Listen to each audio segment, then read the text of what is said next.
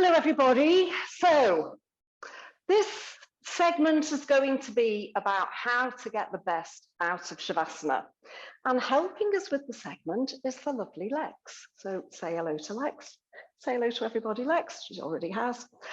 So Shavasana, we hear it all the time. If you're taking a yoga class, at the end of the yoga class, you lie on your back, you come into Shavasana. You can use Shavasana to help to realign the body. But you need to understand, first of all, what's happening with your body and which tools to use and why we're bothering to use them. So Lex, while she's lovely, isn't our best model for this because she's very mobile. So a lot of you will come into Shavasana, lengthening the legs out, bringing the arms down by your sides. You always want to have the palms turned up, okay? If you turn the palms down, you're lifting the shoulder. So we always turn the palms up. The legs, the teacher's probably going to tell you with the legs.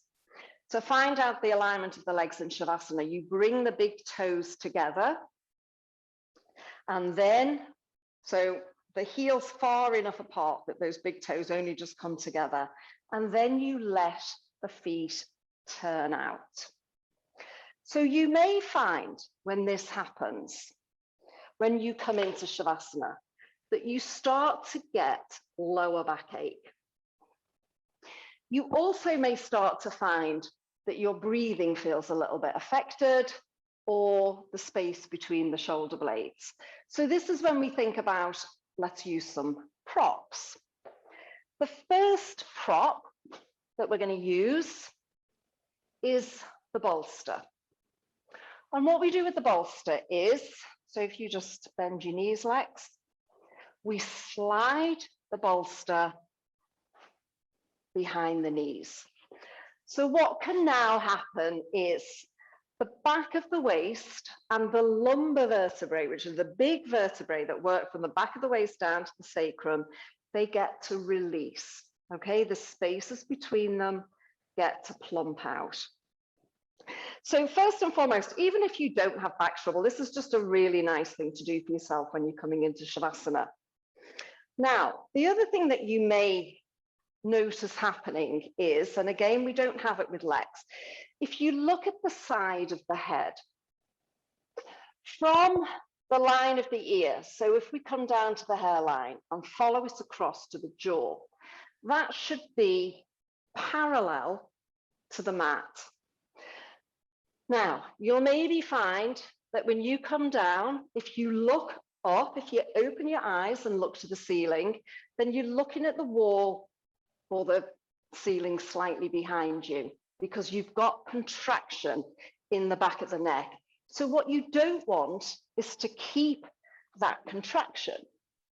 So we bring in a cushion you may need, or some of you might get away with a folded towel. So you just take the folded towel and it's going to go under the head. So if you think about the part of the head, if you take your hand round to the back of the head, the bit that sticks out the furthest, okay, for want of a better word, that is where the support is going to go. And what that will help to do whilst you're in Shavasana is it will start to gently, again, ease open the space between the cervical vertebrae.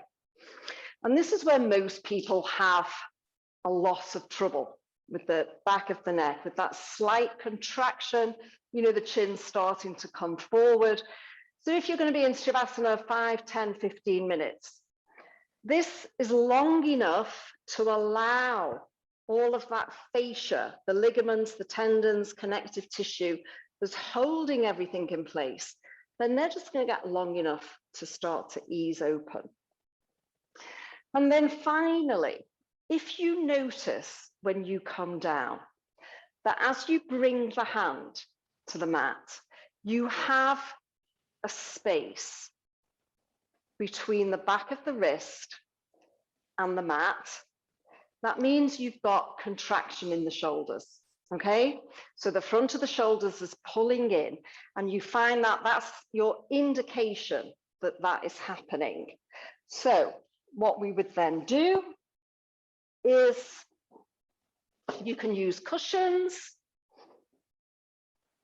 You just want to take the back of the hand only onto that support. So you're contracting the inner side of the wrist.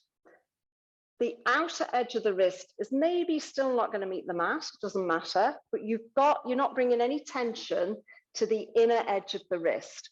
And then what will start to happen over time is this front area of the shoulder will start to release.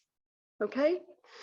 You've got this as a regular thing. You'll maybe notice 6 weeks time, might be less, might be longer, that the support behind the back of the head can be lowered down a little bit.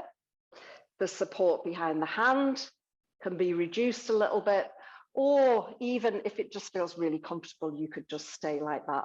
But this is really important, that you learn to use Shavasana to help you and your practice. Okay, anyone who's familiar with things like the Alexander technique, you know, essentially this is what they're going to do with you, and they're going to have you lie there for 20 minutes. And that 20 minutes is allowing the fascia, the structure that holds you in place, to release and allow things to slot back into their normal pattern.